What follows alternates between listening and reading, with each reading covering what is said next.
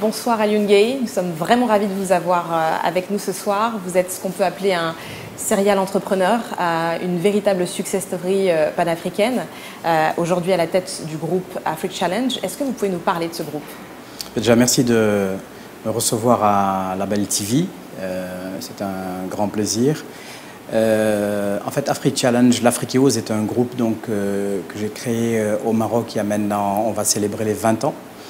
Et d'emblée, c'est un groupe qui a eu une vocation africaine, basé au Maroc parce que le Maroc est un hub, également comme peut l'être Jobour ou Nairobi.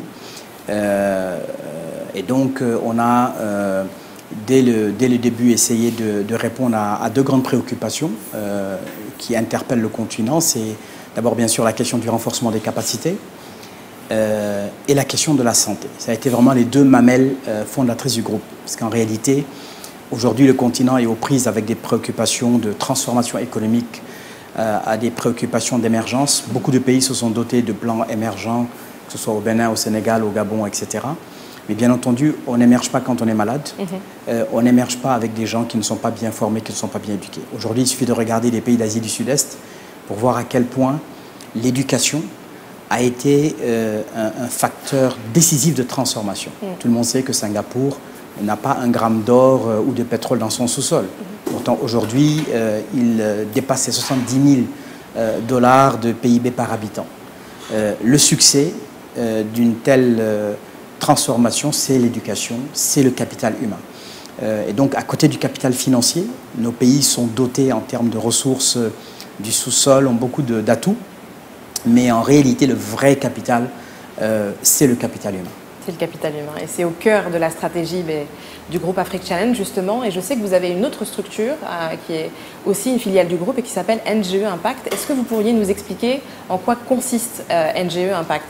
Alors NGE Impact en fait, parce que avec toute cette expérience dans le renforcement des capacités, sur tout le continent, dans toutes les grandes disciplines, ce qui apparaît clairement, c'est que nous n'avons pas suffisamment d'entrepreneurs. Parce que nous-mêmes, dans notre approche des entreprises, on s'est rendu compte que notre portefeuille était très déséquilibré et qu'on avait trop, entre guillemets, de public, de parapublic, pas assez de privé. Or, on comprend bien qu'en réalité, la vocation de l'État, la vocation du public, c'est de faciliter le développement des affaires, c'est de mettre en place, ou d'aider en tout cas à faire grandir des écosystèmes, c'est de procéder aux réformes et je dirais aux régulations qui permettent au secteur et au privé de s'épanouir. Et donc, on s'est rendu compte que là, il y avait vraiment un acteur manquant. Deuxième constat, c'est également le fait que notre population est plutôt jeune. Et on sait qu'aujourd'hui, sur l'horizon 2050, cette fracture, entre guillemets, et c'est une bénédiction, d'avoir une population jeune, la vitalité démographique de notre continent va s'accentuer. Toute la question aujourd'hui qui doit nous empêcher de dormir, c'est comment est-ce qu'on va employer cette richesse-là. Bien sûr, il faut la former, mais en même temps, on comprend que l'État n'a plus les moyens de recruter. Il nous faut donc aujourd'hui massivement encourager des jeunes, même des moins jeunes, qui aujourd'hui veulent faire de la reconversion, à s'orienter vers l'entrepreneuriat. Ça ne se fait pas spontanément. Oui, c'est la raison de votre présence au Gabon. Voilà. Alors, ça ne se fait pas spontanément et donc il faut pour cela, c'est une des propositions de NGE Impact, faire rentrer l'entrepreneuriat déjà à l'école. Parce que plus tôt on s'habitue à entreprendre, plus on a des chances de réussir dans cela. Il ne faudrait pas qu'on ait fait tout un cursus primaire, secondaire, université sans avoir jamais entendu parler d'entrepreneuriat. Je crois que ça c'est un problème. Et en fait, c'est ce qui a motivé, il y a maintenant 7-8 ans, la création de NGE Impact, Next Generation Entrepreneurship, pour avoir un impact et démontrer en quoi est-ce que l'entrepreneuriat aujourd'hui, comme on voit tous les pays qui se sont développés, les économies libres en tout cas, eh bien, ont su aller rechercher des talents, ont su susciter, ont su révéler des talents d'entrepreneurs. Il suffit de regarder les États-Unis, l'American Dream, de regarder les pays d'Europe du Nord, de regarder la Hollande, de regarder les pays d'Asie du Sud-Est. Certes, le gouvernement a été entrepreneur à un moment donné. parce qu'il fallait se substituer au manque, entre guillemets, d'un privé, mais le temps de le faire émerger, et puis ça y est, le privé a pris le relais. Alors aujourd'hui, vous avez décidé de lancer une initiative il y a maintenant 7 ans, puisqu'on est à la 7e édition, qui s'appelle Hub Africa. C'est une initiative importante qui est présente dans 17 pays, où vous allez à la rencontre de ces entrepreneurs dont vous parliez. Est-ce que vous pouvez nous expliquer aujourd'hui quel est le bilan 7 ans après? Le bilan, c'est d'abord qu'on s'amuse beaucoup. Et puis on est toujours effaré par... encore une fois, la vitalité entrepreneuriale du continent. Alors c'est vrai, on parle beaucoup de M-Pesa, etc. Mais il y a des milliers d'initiatives, des milliers d'innovations qui mériteraient aujourd'hui qu'on en parle davantage. Ce qui me frappe d'abord beaucoup, c'est le fait que, et c'est là où je trouve que, sans que ce soit péjoratif, on peut prendre entre guillemets je dirais des raccourcis. Tout le monde pense qu'on doit utiliser le même chemin que l'Europe a utilisé, qu'on doit emprunter le même chemin que les États-Unis. Mais non, parce que nos contextes, nos environnements, nos mindsets ne sont pas les mêmes. Aujourd'hui, un des points, et on le voit beaucoup à travers les pitchs que nous faisons sur tout le continent, on sent que la dimension frugalité est au cœur. Les Indiens appellent ça jugad. C'est comment, en fait, apporter des innovations pour un plus grand nombre, qui n'ont pas forcément beaucoup de moyens, sans que ça ne coûte très cher. Et c'est ce qui fait que finalement, l'adoption de ces innovations se fait beaucoup plus rapidement, parce qu'elle est accessible. Ce n'est pas seulement pour quelques happy few, mais c'est pour la majorité. Et ça, je vois dans les projets qui ont trait à l'agriculture, qui ont trait à la santé, qui ont trait à l'éducation, je vois beaucoup d'innovations vraiment qui sont disruptives, sans parler bien entendu de toute la partie financière, qui sont disruptives en ce que... elles permettent, notamment en s'appuyant sur le digital, d'avoir tout de suite, je dirais, une dimension d'impact de taille critique importante, et en même temps, qui intègre le fait que aujourd'hui, on arrive, entre guillemets, à rendre cela accessible à un plus grand nombre, et à moindre coût. Je crois que ça, c'est un point. Je prends juste un exemple simple. Tout le monde connaît Spotify, Deezer, etc., où il faut payer un abonnement 9, 11 euros par mois pour avoir accès à de la musique, etc. Mais au Cameroun, eh bien, une telle initiative, parce que les gens aiment aussi la musique, eh bien, une telle initiative s'est faite, mais en s'appuyant sur les codes USSD, et qui fait que même sans avoir Internet, même sans avoir la connexion, eh bien, on a la capacité d'écouter la musique de son choix, etc. Alors évidemment, ticket d'entrée n'est pas 11 euros, 9 euros. Mais c'est pour dire que je dirais, ce marketing entre guillemets de masse, il est disruptif en ce qu'il est inclusif, et c'est tout à fait en phase avec, je dirais, nos prédispositions socio-culturelles. L'Africain est fondamentalement d'abord un individu du groupe, un individu de société, un individu social, et donc c'est en phase avec cela.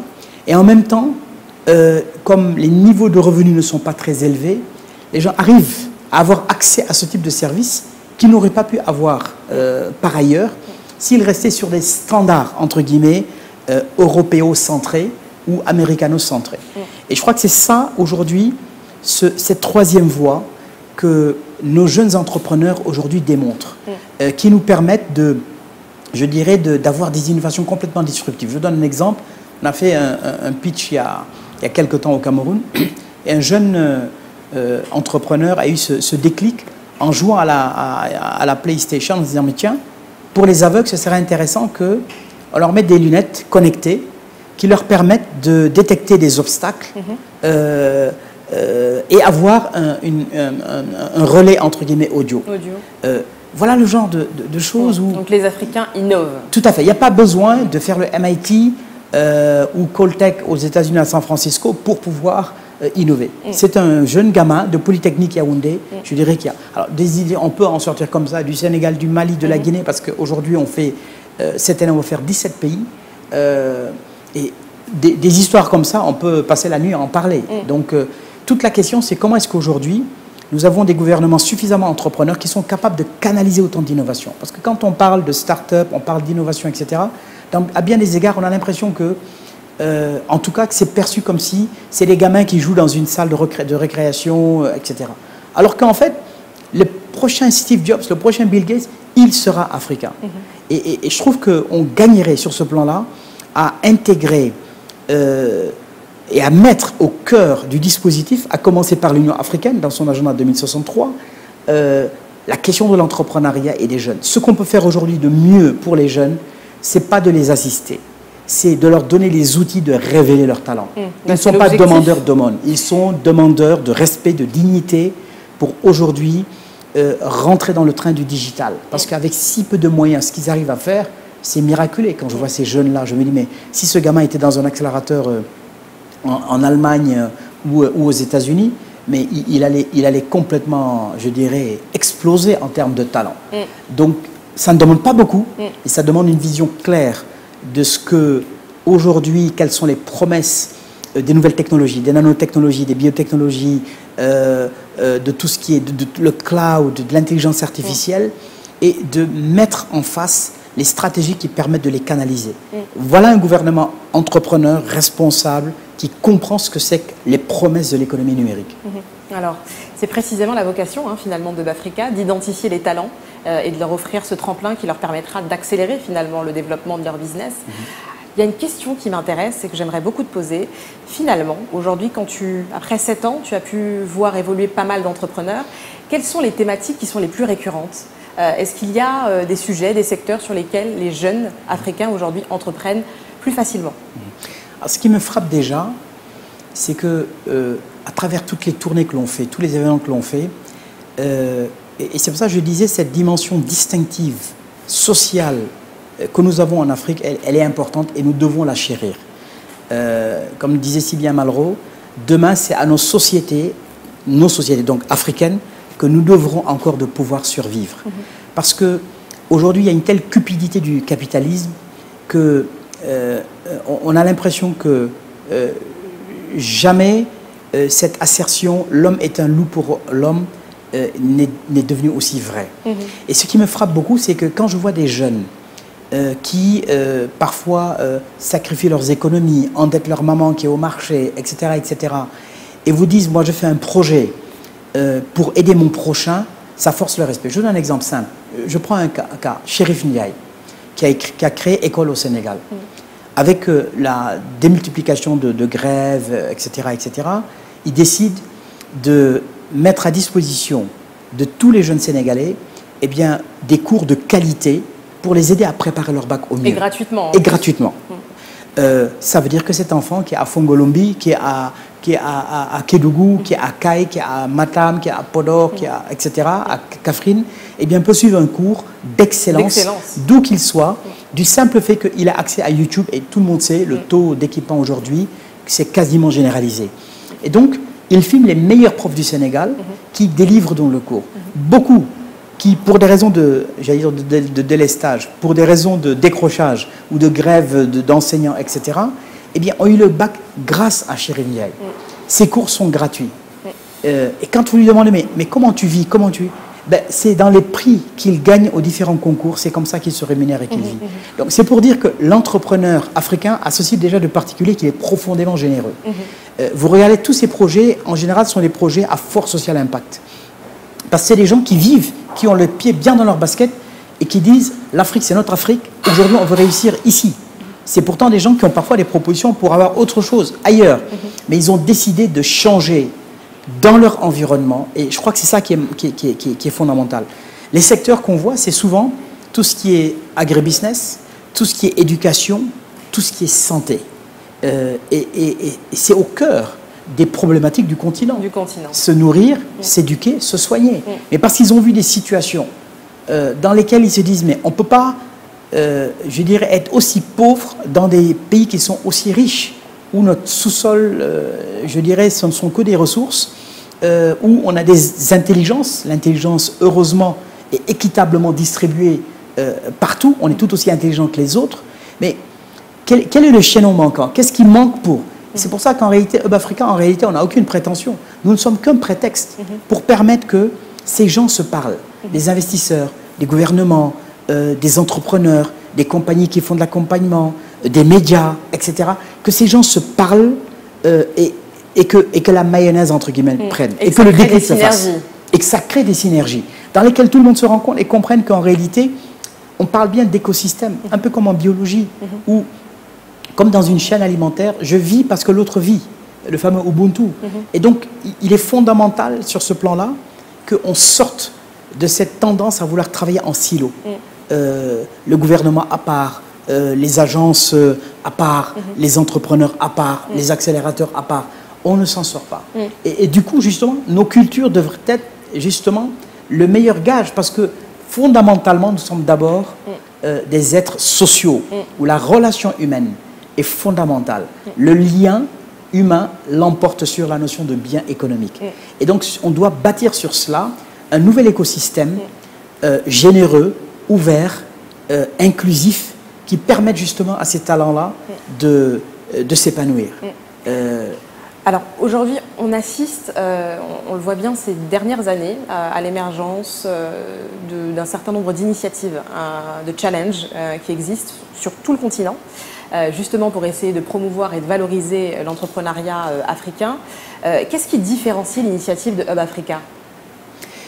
Il n'y en aura jamais assez. Et je pense que on travaille en fait tous dans la même direction. Parce que finalement, d'abord, c'est quoi? C'est de créer un déclic. C'est un peu comme cette jeune femme qui voit un défilé Miss Afrique, se dit why not? Pourquoi ne pas essayer? Et puis ses copines, sa famille l'encouragent et finalement elle y va et elle gagne. Mais c'est pareil. C'est qu'il y a d'abord une question d'assertivité. Beaucoup d'entrepreneurs, de talents introvertis, entre guillemets, n'osent pas se lancer. Je crois que c'est d'abord de déclencher. Et je le vois aussi souvent chez les jeunes femmes, et c'est la raison pour laquelle on est très attentif, on n'est pas, je dirais, des militants du genre machin, non, c'est pas ça, mais c'est vraiment parce qu'on comprend que souvent par éducation, dans la société africaine, souvent, la jeune femme ne parle pas, baisse les yeux, etc., alors qu'elle est tout aussi intelligente. Aujourd'hui, quand on regarde les résultats, on voit que les filles sont d'excellentes mathématiciennes, très rationnelles, d'excellentes physiciennes. Donc, justement, en matière de STEM, Sciences, Technologies, Electronic, Mathematics, donc ce sont vraiment je dirais des talents. On ne peut pas se permettre aujourd'hui, dans un continent qui prétend à l'émergence économique et à la transformation structurelle de son économie, de faire justement l'économie de plus de la moitié de sa population, avec un génie créateur. Ce serait un grave danger. Donc, c'est pour dire que pour moi, tous ces événements autour ils sont complémentaires et participent, entre guillemets, à faire grandir cette appétence pour l'entrepreneuriat. Et cet engouement-là qu'on voit ici et là. Alors maintenant, ce qui est important, c'est qu'il ne faut pas donner des fausses promesses. Tout ne passe pas non plus par l'entrepreneuriat. Parce qu'il faut le savoir, le taux de mortalité des entreprises, elle est importante. Tous les entrepreneurs savent ce qu'on appelle, je dirais, la vallée de la mort. Avec 20 ans d'entrepreneuriat, j'ai l'impression tous les jours d'être un débutant. Parfois, je reprends, entre guillemets, mon sac à dos et on repart. C'est le mythe de Sisyphe, c'est l'éternel recommencement. On n'est jamais arrivé. Mais avec cette expérience, justement, qu'est-ce qui manque aujourd'hui aux entrepreneurs africains? Je parle pour ce jeune qui nous regarde et qui se dit « moi, je voudrais entreprendre, j'ai une idée de projet ». Qu'est-ce qui, selon toi, peut l'aider à réussir? Je crois qu'il y a quelque chose que l'on ne peut pas transmettre. C'est l'envie et la claire conscience qu'on a un diamant à l'intérieur, personne ne peut nous l'enlever. Et je crois qu'il y a des talents innés, il y a des choses qui s'apprennent, mais il y a des talents innés où vous avez des années, vous les voyez en 10 secondes, vous savez que voilà, il a le truc, quoi, et il va réussir. Tout le reste après, c'est comment l'accompagner, essayer de polir le diamant, apporter le financement, etc. Mais quand on n'a pas cette niaque-là, qui est le moteur de tout, et qui fait qu'on a envie de se lever, de venir à son bureau à dimanche, de travailler à 3 h du matin, etc. Quand on n'a pas ça, il y a d'autres voies. Hein. On peut être fonctionnaire, on peut être employé dans une entreprise, on peut être, etc. Mais on ne peut pas être entrepreneur. On peut pas être entrepreneur. Et je pense que certains l'ont, il le faut. Il faut des salariés d'un côté, mais il faut des entrepreneurs également de l'autre. Et je pense que sur ce plan-là, justement, on arrive entre guillemets à... C'est pour ça que ces événements sont importants, parce qu'ils permettent de révéler, entre guillemets, des talents. Alors l'Africa Pitch Road, aujourd'hui, c'est 17 pays. sur lesquels vous êtes présent, où vous allez à la recherche, à la rencontre des entrepreneurs avec les pitchs. Première édition de ce pitch 2018, c'est au Gabon. Qu'est-ce qui caractérise la session des pitchs? Comment est-ce que ça se passe concrètement? Alors c'est une session, d'abord c'est très frais, parce que c'est d'abord un excellent moment où des projets qui ont été portés par des jeunes femmes, des jeunes hommes, voilà, vont être présentés souvent pour la première, voire la deuxième fois. C'est 3 minutes pour présenter son pitch devant un jury. C'est vraiment 3 minutes, comme on dit, c'est elevator pitch. Ok. Parce qu'en réalité, l'essentiel n'a pas besoin de plus pour être dit. Et donc, il faut que ces jeunes-là, même si on est arrivé à 2 h du matin, on leur dit parle-moi de ton projet, il faut qu'en 3 minutes, tu sois capable, les yeux engourdis, de vous dire voilà mon projet, c'est ça, ça, ça, ça. C'est pour dire qu'il faut qu'ils se réveillent, qu'ils mangent, qu'ils dorment avec ça, avec son projet. C'est ça qui, c'est l'obstination, c'est l'obstination pour que son projet et lui ou son projet et elle ne fassent plus qu'un. Ils ne vivent, ne respirent que par ce projet. On ne réussit que comme ça. Mais alors, il y a une réalité économique. Souvent, les entrepreneurs qu'on a sur le continent, qui sont jeunes, parfois étudiants, parfois qui ont des enfants, qui sont dans une situation économique qui peut être instable, ils doivent penser à leur projet et en même temps essayer de trouver les moyens de la survie au quotidien. Quel est ton conseil finalement pour essayer de joindre l'utile à cette dimension d'envie, d'ambition, de pouvoir créer et développer son projet et de réussir? C'est pour ça que c'est là où on se rend compte qu'en réalité, la vraie compétition, c'est le temps. Et il en est ainsi, tout le monde a 24 heures sur sa montre. Même le pape à Rome, il a 24 heures, il n'a pas 25 heures. Donc, le vrai sujet, c'est comment est-ce qu'aujourd'hui, on arrive à optimiser son temps. Et des personnes qui sont justement dans ces situations, où ils doivent travailler, et ensuite devoir gérer une famille, s'occuper de leurs projets, etc. Souvent avec ou sans le concours de leur conjoint, qui est compréhensif. Parce que souvent, on ne le voit pas, mais en réalité, chez les entrepreneurs, c'est souvent des couples d'entrepreneurs. Oui, c'est des soutiens importants. Ou si c'est le mari ou la femme qui est entrepreneur, parfois c'est l'autre qui paye les factures et qui fait tourner la marmite, comme on dit. Et donc, c'est là où on est tout à fait conscient de la valeur d'une minute, de la valeur d'une décision, etc. Parce que là, on ne peut pas se tromper. Et à un moment donné, c'est pour ça qu'il est important de faire le distinguo. Parce que quand on se dit, bon, quand j'aurai le temps, je vais me consacrer à mon affaire, et qu'on a un pied là, en stratégie, on appelle ça l'enlisement dans la voie médiane. On n'est ni dans cette stratégie, ni dans cette stratégie. En clair, on n'est nulle part. Donc, à un moment donné, il faut dire, voilà, j'ai décidé de faire ça, et donc je ne fais que ça. Alors, de gens qui même s'ignorent. Oui, mais alors tu as utilisé le mot, celui de la formation, l'accompagnement, la structuration. Il me semble que pour avoir suivi l'édition 2017, c'est un élément qui est très important dans le dispositif de Africa aujourd'hui, puisqu'il y a il y a plein de phases qui se déroulent, notamment ce bootcamp où vous réunissez l'ensemble des jeunes entrepreneurs qui ont réussi à passer la sélection pays. Et donc, qu'est-ce que vous leur apprenez? Qu'est-ce que vous leur apportez? Alors, en fait, à travers l'African Pitch Roadshow, en fait, on fait effectivement, il y a un ensemble de pays dans lesquels, avec des partenaires locaux, eh bien, nous identifions donc un ensemble de candidats qu'on présélectionne. 15 par pays vont pitcher, on en retient 3. Alors, ce qu'il y a, c'est que c'est normal. Quelqu'un qui est dans son projet est souvent un peu omnibulé par son projet. Il n'a pas toujours, entre guillemets, la dimension globale. Donc, il est important qu'on lui apporte ces outils d'accompagnement et c'est la raison pour laquelle, depuis 3 ans, on a décidé de lancer un bootcamp dans lequel on va accueillir, juste avant la finale qui se tient à Casablanca, les différents gagnants pays, 3 par pays, qui viennent à Casablanca, qui vivent ensemble entre start-up, partagent leurs projets, mais où on leur apporte justement un ensemble d'outils, de design thinking, de cartes heuristiques, de techniques créatives, de gestion de projet, d'aspects financiers, business model canvas, enfin tous ces outils-là dont il aura forcément besoin à un moment ou à un autre, de la création de sa structure, au développement de sa structure, jusqu'à la protection parfois des brevets, des idées, etc. Or, cela en général, c'est pas qu'il ignore totalement, non, c'est le fait qu'il est tellement le nez dans le guidon qu'il perd un peu cette vue, ce que j'appelle la vue hélicoptère, avoir un peu cette distanciation par rapport à son projet stricto sensu. Et donc c'est cette ouverture sur le reste, pour lui dire qu'en fait, aujourd'hui être entrepreneur, être chef d'entreprise, ça demande d'être polyvalent.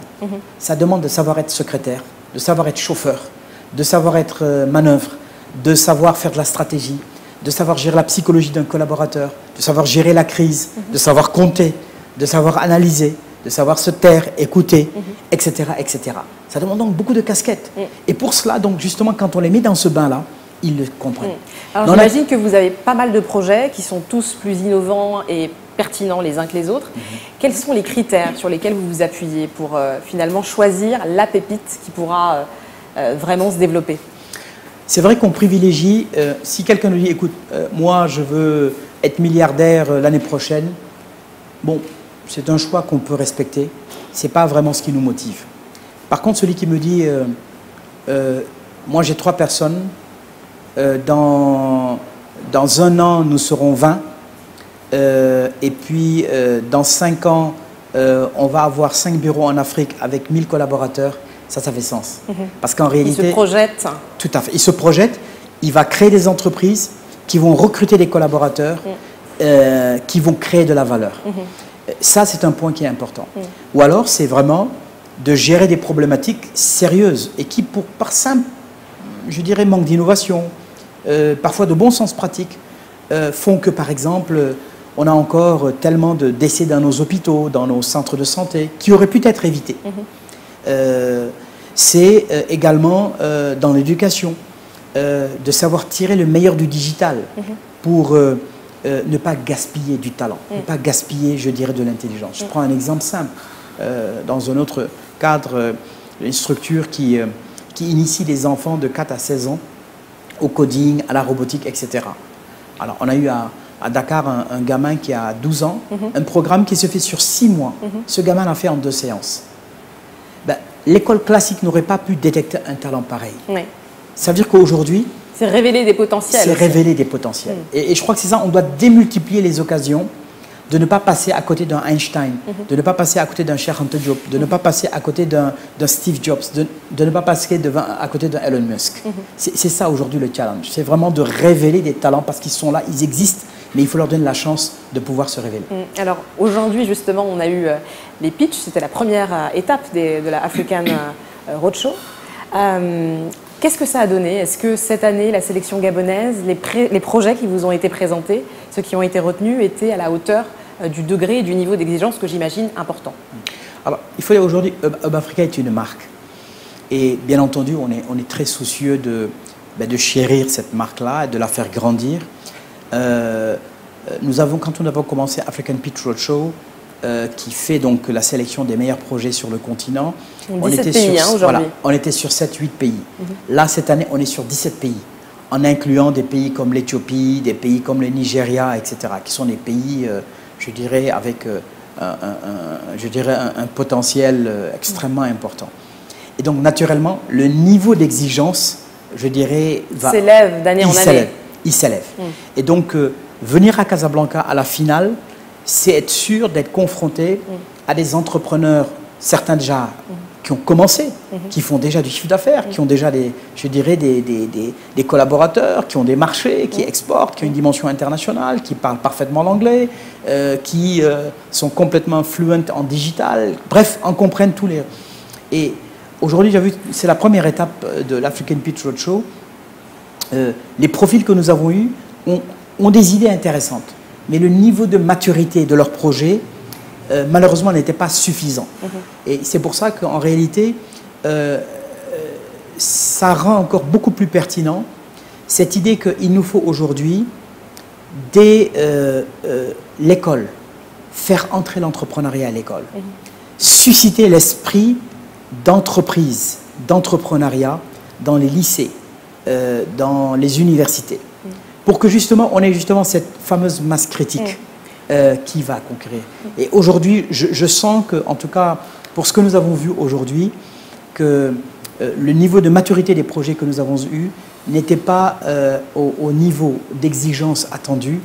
Et donc, les profils que nous avons vus ont besoin de plus d'accompagnement, ont besoin de plus de mentoring pour justement avoir un projet plus soutenable, entre guillemets, pérenne. Parce que quand on crée une entreprise, on ne la crée pas pour qu'elle périclite l'année prochaine.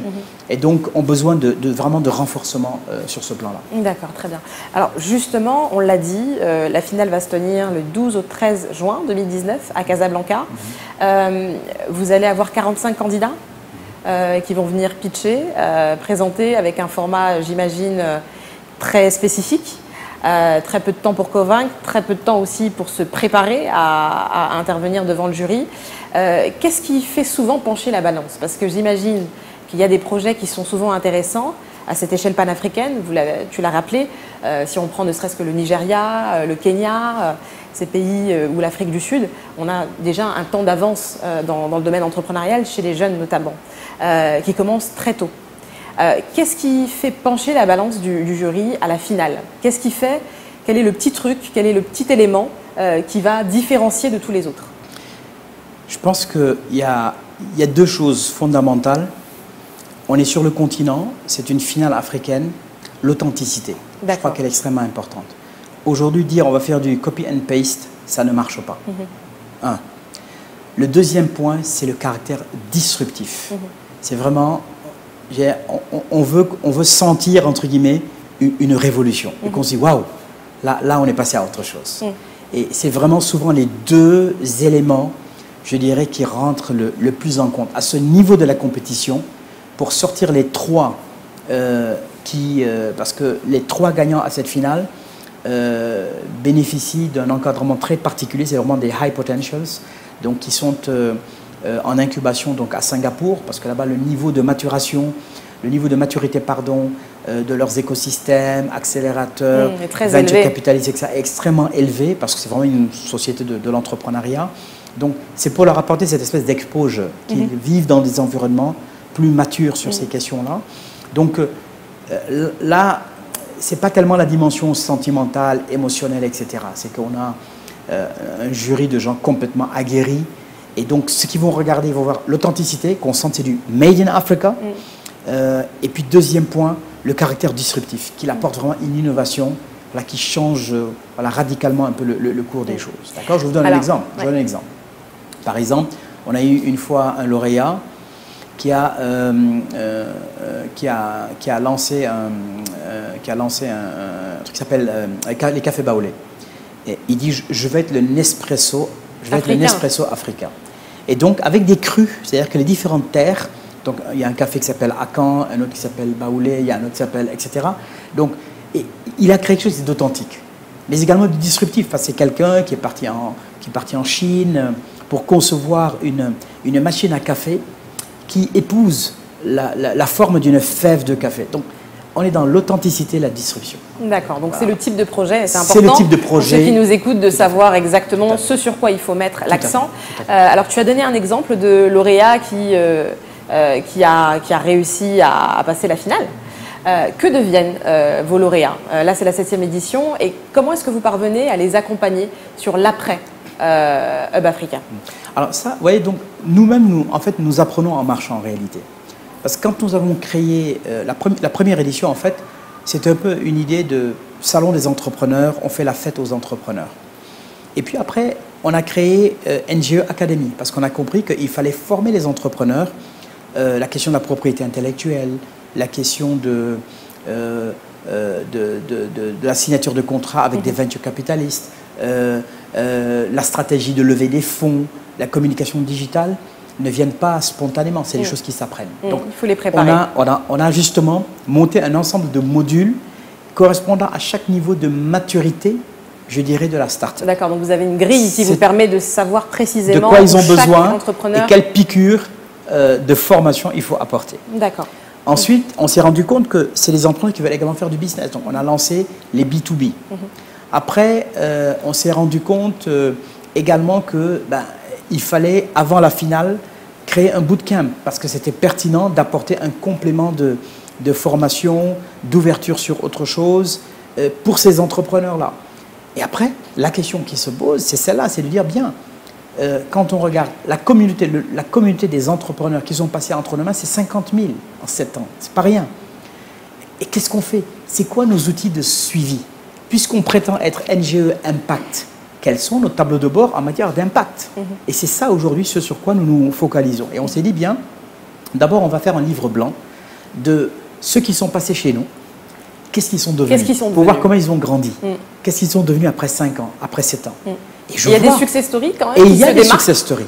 Et je vois des gens qui ont levé des fonds, et je vois des gens, leur entreprise a grandi, je vois des entreprises dans lesquelles d'autres ont pris des participations, donc qui sont viables et qui grandissent de jour en jour, qui commencent à avoir une empreinte, à adresser des gros marchés, je dirais qu'ils n'arrivaient pas à toucher. Alors c'est vrai, le Stamp Hub Africa c'est une école d'entrepreneurs quelque part. C'est un tremplin aussi. Bah, c'est un tremplin, ça permet de donner de la visibilité à ces entrepreneurs. Voilà, donc ça leur donne, parce qu'il y a beaucoup de communication, vous avez assisté je dirais l'année dernière. Donc voilà, Casablanca devient la capitale africaine de l'entrepreneuriat à ce moment-là. Donc ça veut dire qu'il y a tous les feux de projecteurs, les médias sont là, etc. Et donc du coup, il y a cette visibilité qui démultiplie le nombre d'interactions, de contacts, de centres d'intérêt, etc. Et naturellement, parfois les gens viennent discrètement, mais on les connaît. Les fonds d'investissement, les venture capitalistes viennent faire leur marché. Ah oui. Parce qu'ils savent quel est le process de sélection depuis l'African Pitch Roadshow jusqu'à les 20, 30, 40 qui arrivent, qui sont à la finale. Donc tout le travail est fait, il leur suffit de faire leur marché. Et donc sur ça, c'est pour ça qu'on s'est dit il faut impérativement que l'on mette en place des outils de suivi et éventuellement également je dirais un fonds d'investissement, parce qu'on apporte l'accompagnement, mais à un moment donné, la start-up a besoin d'un ticket. Les banques n'ont pas vocation à financer cela. Il faut des fonds. Il faut qu'on démultiplie cela. Et je pense que sur ce plan-là, malheureusement, il n'y a pas suffisamment de mécénat, de philanthropie sur le continent. Mais aujourd'hui, je pense qu'il faut que on demande à mesdames et messieurs les aisés, entre guillemets, soyez égoïstes, partagez. Parce qu'aujourd'hui, ça doit être leur fierté de voir des Africains qui, parce qu'ils ont mis un ticket de 50 000 €, qui ne va pas les appauvrir pour autant, deviennent une success story au niveau continental qui ensuite devient une référence au niveau mondial. Et je crois que c'est ça aujourd'hui, c'est ce type d'ambition qu'on doit ouvrir pour notre continent. Alors on remarque quand même qu'il y a un gap qui est réel entre les entrepreneurs qui sont issus des régions anglophones et ceux qui sont issus des régions francophones. Avec l'expérience que tu as, quel est, selon toi, quels sont les mécanismes à mettre en place pour essayer de limiter ce gap et faire en sorte que ces jeunes porteurs de projets qui peuvent avoir des idées qui sont souvent excellentes parviennent eux également à aller compétir et à rester concurrentiels dans leur manière de présenter leurs projets et ensuite de les développer? Je crois qu'il y a plusieurs facteurs, mais je crois qu'aujourd'hui, il faut qu'on soit tourné vers l'avenir. Alors, on parlera bien sûr de l'héritage de la colonisation, etc., francophone, anglophone, etc. Les anglophones ne parlent pas bien le français et vice-versa. Je crois que ça, c'est un des premiers problèmes, une des premières fractures, qui crée une autre fracture, qui est un peu la désintégration du continent, qui fait qu'aujourd'hui, un Sénégalais sera culturellement plus proche d'un Lillois que d'un Ghanéen d'Accra. Tout simplement du seul facteur de la langue. Et on voit dans certains aéropages, dans certaines grandes réunions, on voit les francophones ensemble d'un côté, les anglophones de l'autre. Alors c'est vrai que la colonisation britannique a laissé des avocats d'affaires, des businessmen, etc. Donc une culture plus libérale. Une culture plus libérale et vraiment plus orientée business. Oui. Nous, on a des poètes, des énarques, etc. Et je crois que ça, c'est un premier... C'est pour ça que le mindset, il change. Changer un mindset, c'est 25 ans. Ça commence à l'école. Et c'est pour ça qu'on milite pour qu'aujourd'hui, on fasse rentrer l'enseignement de l'entrepreneuriat dès l'école. Dès l'école.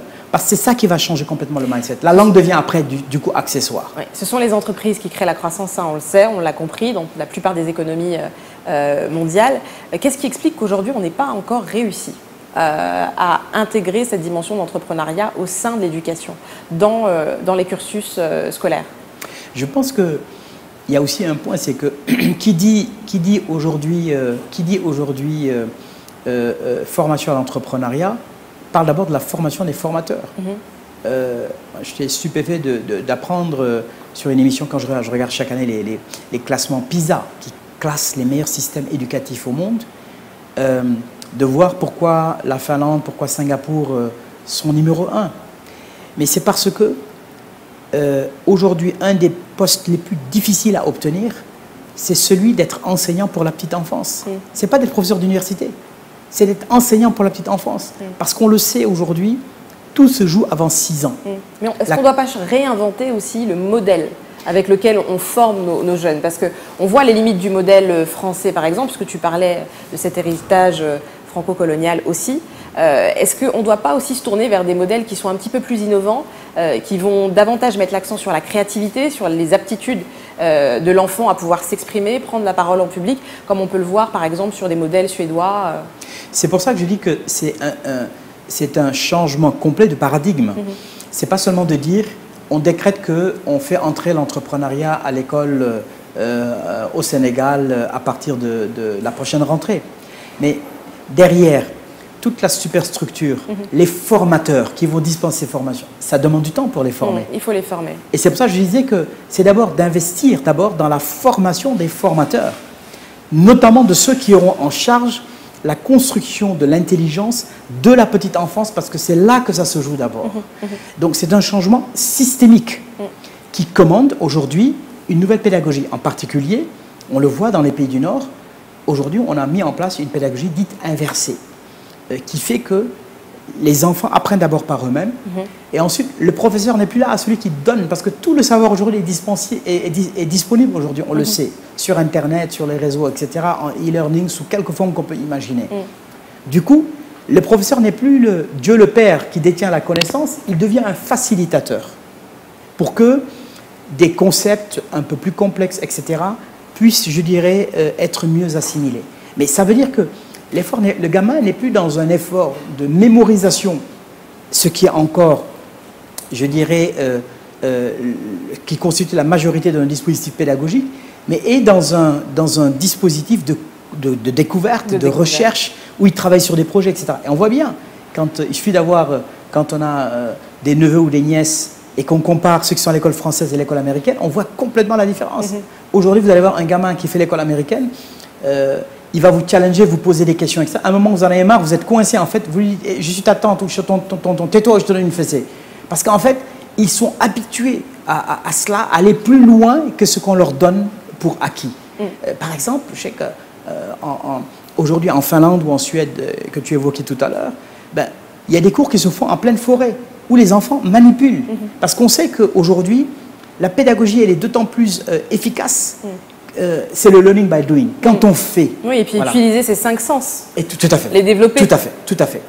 C'est pour ça, je dirais, et ça c'est connu depuis longtemps, quelqu'un comme Howard Gardner a écrit un ouvrage qui s'appelle Les intelligences multiples, pour montrer justement que on apprend, je dirais, pas simplement avec la mémoire. Aujourd'hui, il y a la logique arithmético-mathématique, il y a l'intelligence musicale, il y a l'intelligence émotionnelle, etc. Et donc, heureusement, tout le monde n'est pas pareil. Il nous faut donc développer chez chacun là où il a les meilleures prédispositions, tout en tenant bien compte de l'idée qu'il devra aussi savoir converser avec des personnes qui ne sont pas, entre guillemets, construites comme lui. Et je crois que c'est ça le défi aujourd'hui de la formation, de la pédagogie de demain. D'accord. Tu es régulièrement appelé à accompagner des décideurs économiques, mais aussi un certain nombre de gouvernements sur des politiques à mettre en place. Est-ce qu'au moins, tu peux nous rassurer en nous disant que la réflexion, elle est en marche sur cette déconstruction ou reconstruction de nos modèles d'éducation?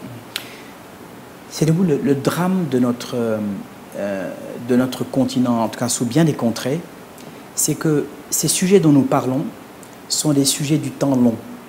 Ça demande 25 ans de construire une génération. Nos dirigeants sont pris dans le temps court de l'élection, dont l'échéance c'est dans les 5 prochaines années. Quand vous lui parlez de quelque chose qui doit se dérouler dans 20 ans, il n'est plus là. Et voilà un peu, je dirais, cet écart.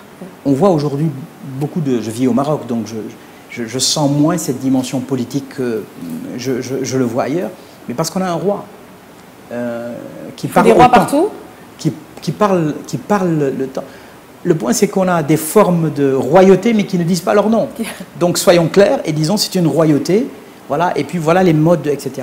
On a des fois des formes intermédiaires. J'étais il y a quelques jours en Malaisie. Vous savez qu'en Malaisie, c'est une fédération, il y a plusieurs États. Et dans chaque État, il y a un sultan. Et ça fonctionne par élection. Donc, chaque 5 ans, ils se réunissent et ils élisent un roi, qui est le roi donc, de la Malaisie, qui ne règne pas, entre guillemets, parce que là-bas, c'est un régime un peu à la britannique, donc avec un premier ministre. Mais je trouve que c'est une forme de démocratie, tout en étant également ouvert sur la modernité, mais quand même ancré dans les valeurs. Aujourd'hui, nous avions entre guillemets, des chefferies traditionnelles, des royautés traditionnelles qui ont complètement disparu. Et du coup, je pense que c'est un autre sujet hein, de sociologue, d'anthropologue, etc. Mais cette fracture-là, on ne s'en est jamais remise. Parce qu'en réalité, souvent la question de la légitimité de ceux qui sont là pose problème. On peut s'interroger. Qu'est-ce qui caractérise l'entrepreneur aujourd'hui en 2018, l'entrepreneur africain? Qu'est-ce qui le caractérise? Il est jeune, c'est un homme ou une femme. Il sort des sentiers battus.